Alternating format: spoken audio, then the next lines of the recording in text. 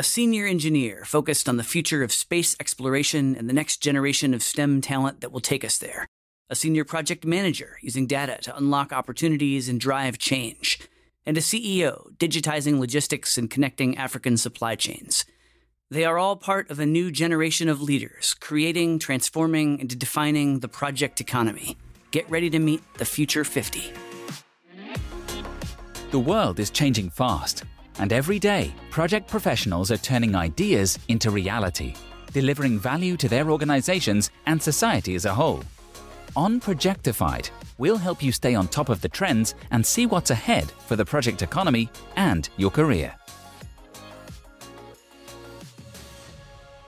This is Projectified.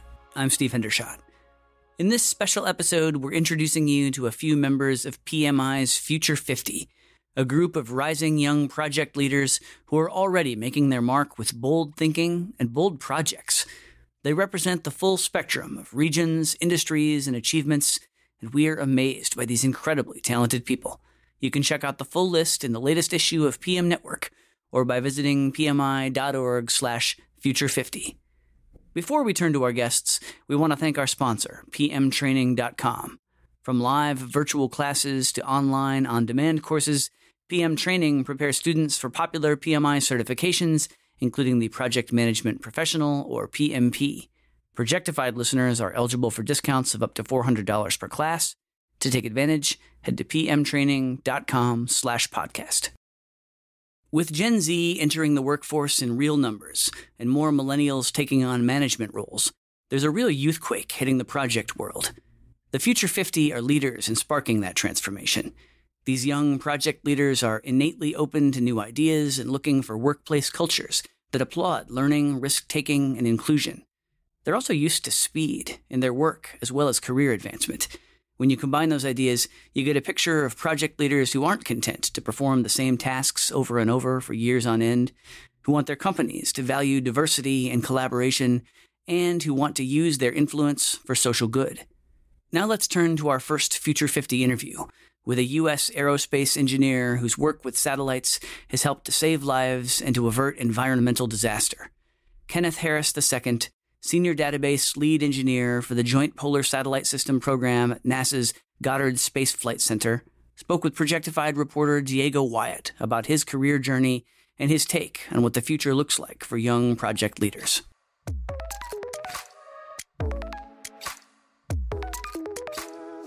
You started working at NASA more than 10 years ago when you were only 16 years old. Tell me, what do you love about your work? I love how cutting edge and how wide my work spreads, and I'll explain.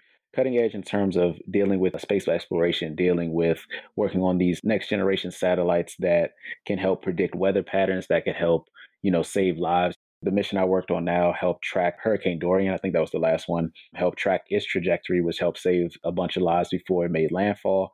It helped to monitor the Amazon rainforest fires as well as the Australia bushfires. So just working on technology like that on a day-to-day basis is amazing to me. It's amazing to have the opportunity to not only work on a project like that, but to lead a group on that project. And the second thing, as far as the work being broad, is that space is not just something that is owned by the U.S. It's not something that's just owned by America. So I've had the opportunity to work with international partners from JAXA to ESA to the German Space Agency to Poland Space Agency. It's a collaboration of different organizations coming together for one unified goal to explore and tap into the unknown, I'll say. It's an amazing experience. It's a very humbling experience, and I just love what I do.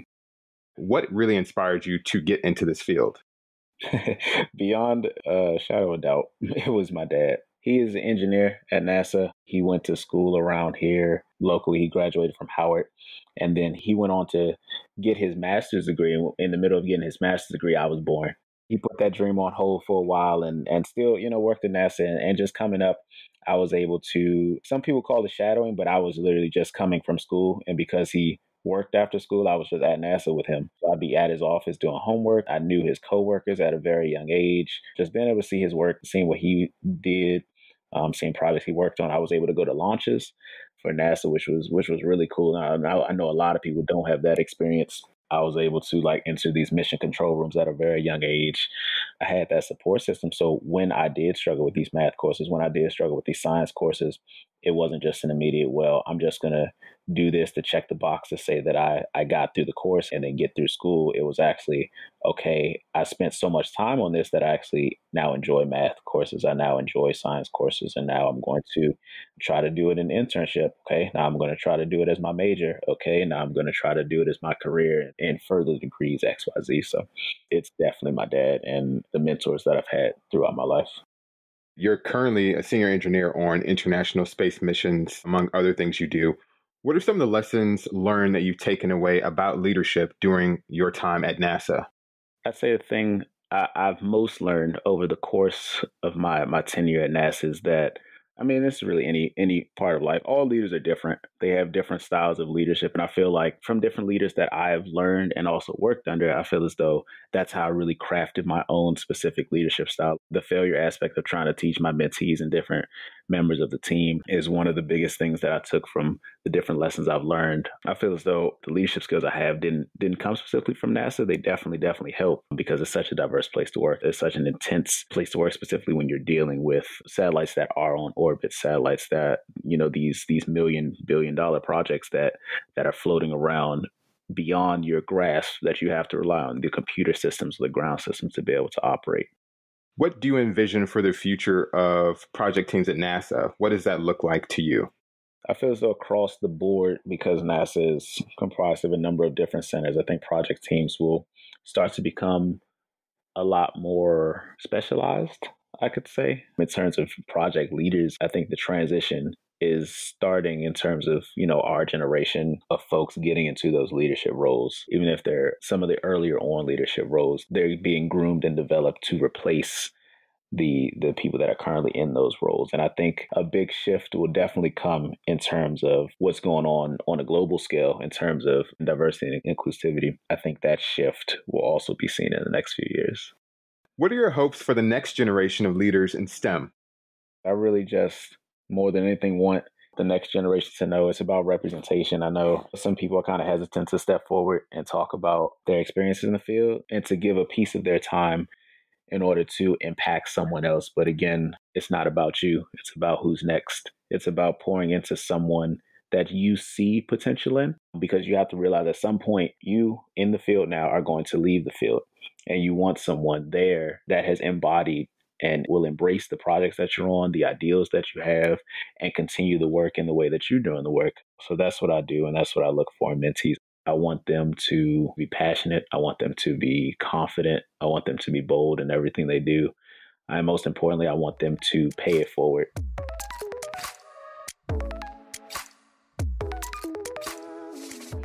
Next, let's meet another member of PMI's Future 50, Geetha Gopal, whose leadership and data-driven AI chops have made her a rising star at two multinational giants operating in Singapore.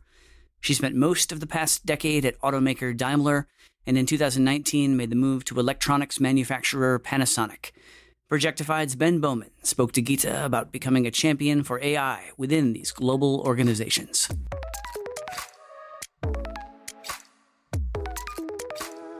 Your work focuses on AI and machine learning. What's the value of that sort of technology to an organization? In very simplified terms, all our organizations come with vast amount of data that are untapped. The core is the data that the companies already have. The essence lies in tapping this data and providing meaningful solutions for the organizations. So I think that's the starting point for a lot of organizations, at least the ones that are just embarking on their transformation journeys or technology journeys. Once they start understanding their data and segregating their data, and once they start getting the hang of it, then there's a lot that they can do from that. So I think the maturity comes over time. When you're talking about AI, a lot of people might be worried that the rise of the robots could take away their jobs. Should we be worried, or are the worries overblown? How do you see humans working alongside machines? I do not think that we have the maturity in AI and machine learning technologies at the moment that could overpower human intelligence or human capabilities. From my own experience, I can confidently say that we are pretty much scraping the surface. So there's a whole iceberg in there that I don't think we have the capabilities in terms of technologies and intelligence to tap onto yet. We do not have the maturity at the moment, I believe, for artificial intelligence or machine learning taking over our jobs yet.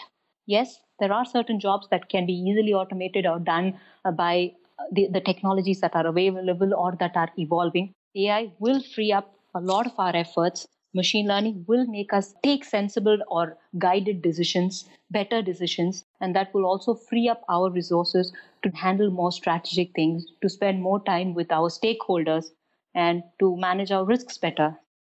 When you talk about introducing advanced technology, you are essentially a change agent within organizations. But sometimes there can be a tension or a reluctance to change. So how do you navigate that? There are people who want change, but who get stuck in environments where they are not able to do much. And at one point of time, they become silent to just do their work and wait for change to happen. And then there are other types of people who are totally reluctant to change and who look for opportunities to bring the ideas down. And that's where most of the good ideas and initiatives and people who want to create change actually fail. I always believe that senior management and top management support is very, very essential for any change to happen in an organization, any project to be successful. And how do you navigate tough environments or tough people is basically tap on to the power that comes from, those who support you.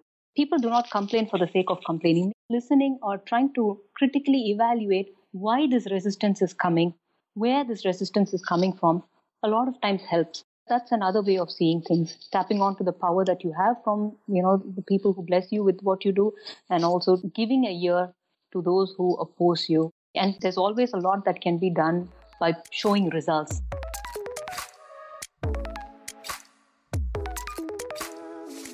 Sometimes the way forward for tech advocates like Geetha is to convince their organizations to embrace the future and scrap their time-worn analog ways for new modes of working. Other times, the best implementation of technology is when it's done alongside more established strategies like conversations and relationships. That hybrid approach defines the business model of our next guest, another Future 50 honoree, Miishe Addy, co-founder and CEO of the Ghanaian logistics company Jetstream Africa.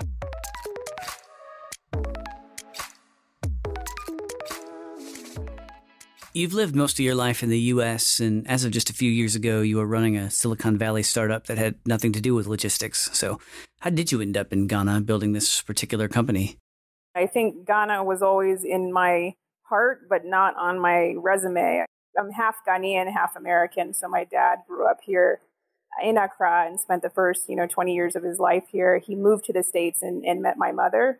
And they raised us with just a real tight link between our family in Ghana and our family in the U.S. So I was always hearing about the situation in Ghana. And in my mind, it just seemed like an exciting place to be that was very warm and comfortable, but I didn't see much economic opportunity here. Even though I wanted to be here and hang out with my cousins and have the experience that they were having, I really did see myself as, an American person, an American business person, someone who's going to get their education and build their career in the United States.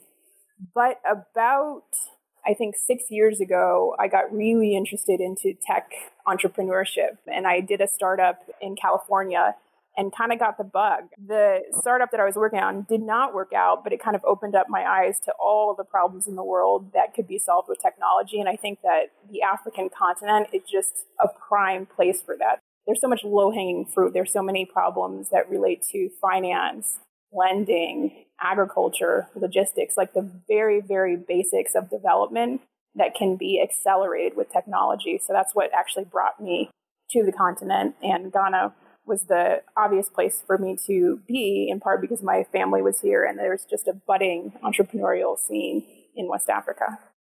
Other organizations have been successful with tech-based logistics companies, but you decided that a purely tech-focused approach wasn't necessarily going to work on the ground or on the docks in Ghana. Why did you decide to pursue your hybrid model?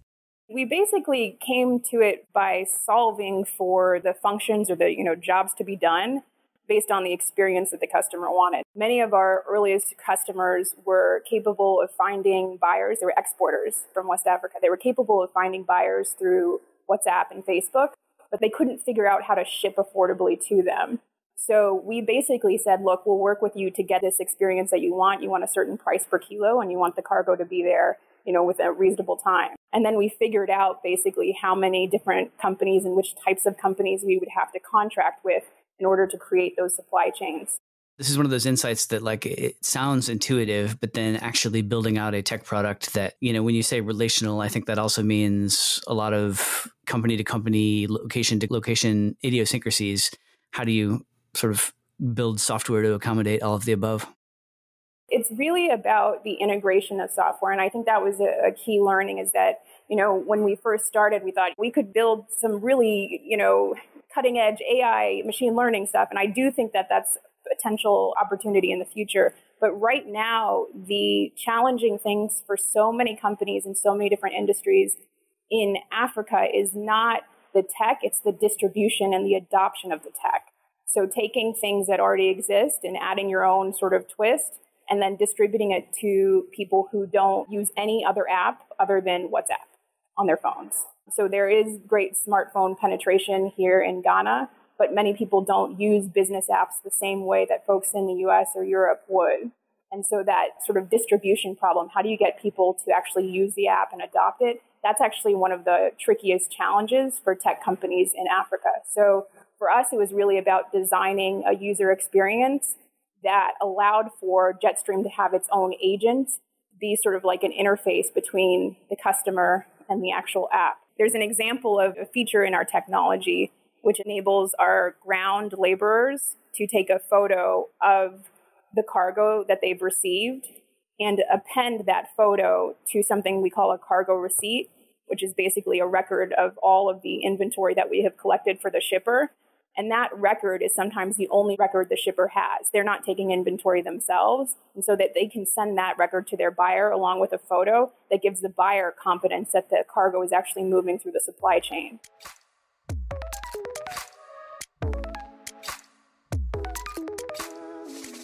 These members of the Future 50 represent a wave of change and talent around the globe.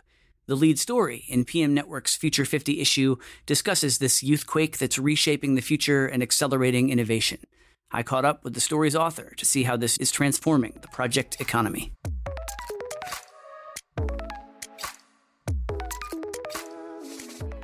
I am excited to welcome back friend of the podcast, Tegan Jones, who contributed a feature story on the youthquake for this issue of PM Network on the Future 50, one that not only highlights the individual talent that is powering the next generation of project leadership, but also some of the trends as more young workers make their way into the field and change the way that organizations and teams operate. So, Tegan, welcome. Hey, thanks for having me, Steve. I'm glad to be back. One of the themes in your piece, you describe a shift in organizational values that is especially relevant to project teams, one that moves away from an emphasis on perfection, getting everything right, and rewards risk-taking and stretching, continuous learning, innovation, those sorts of themes. And I wonder, based on what you were hearing, what does that look like on the ground within project teams? How do they incorporate and emphasize that new value and focus?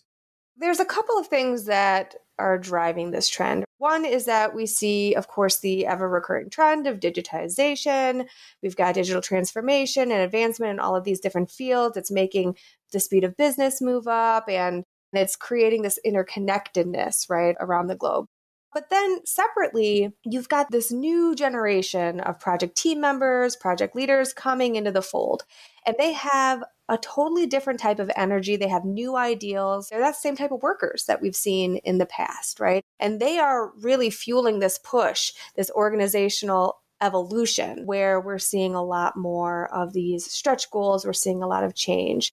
So one of the reasons that they're fueling this change is because they come into the workplace and they don't necessarily see the status quo as something that they want to maintain. They see the world as something that's constantly changing and that they want to be a part of that change. They don't accept that slow, incremental progress is the way to go. They think that's a recipe for disaster.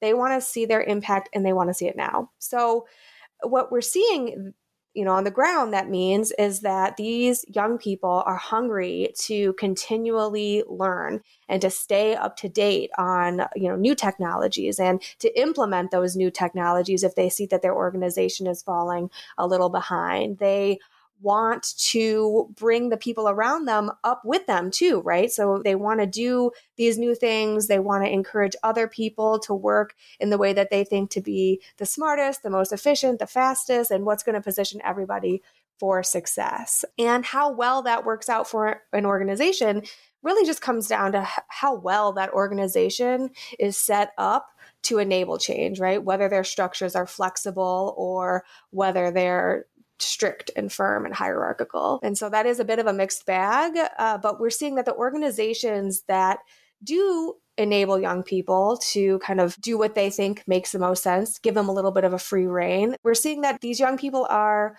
bringing a lot of new things to the table, and they're able to deliver some pretty impressive, sometimes very surprising project results. So in the case of, say, a software company where everyone is 30 or under, you're able to sort of bring in all this new guard approach and have it work itself out coherently. In an organization where you've got youthquake project team members alongside the old guard who established the status quo, this seems like a recipe for some tension. How are teams that have multiple generations of people sort of getting everyone to play nicely together and get the best of all worlds? So one thing that I think it's important to understand is that younger project team members kind of speak Agile as a native language. That is their first language almost. They want to work that way. They want to work in an iterative manner. They want to learn from what they have completed and use those learnings to inform what they do next. And a lot of times we see older team members who really want to do things, get it done, focus on the deadlines. And that, of course, that's, it is a broad generalization, but it's important to realize that, of course, both sides of the table have a lot to offer one another. And so I think that that's what we're seeing on teams that are most successful, is that they kind of let go of their individual priorities in terms of, their ways of working, and try to understand, what is the goal that's in front of me? What are we trying to achieve? What is the overall organization's way of working? And how can we bring to the front the different tactics that work? And what's great about younger project talent is that they're very flexible, and really they're focused on the outcomes. That's what they want to see. They want to be successful. They really care about checking that box, getting the gold star, and that drives them to be really focused on results. And so if they are convinced that doing something a way that's different than maybe what they thought would work best, once you win them over, they're going to do it your way. It's not about ego, it's about results.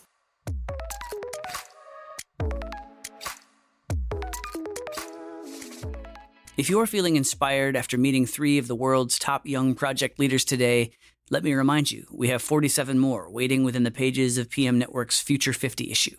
I encourage you to grab a copy or see all the profiles online, plus some exclusive digital content at pmi.org/future50. Thanks again to our sponsor, pmtraining.com. From live virtual classes to online on-demand courses, PM Training prepares students for popular PMI certifications, including the Project Management Professional, or PMP. Projectified listeners are eligible for discounts of up to $400 per class. To take advantage, head to pmtraining.com/podcast. Thanks for listening to Projectified. If you like what you heard, please subscribe to the show and leave a rating or review. We'd love your feedback. To hear more episodes of Projectified, visit Apple Podcasts, Google Play Music, Stitcher, Spotify, or SoundCloud, or head to pmi.org/podcast.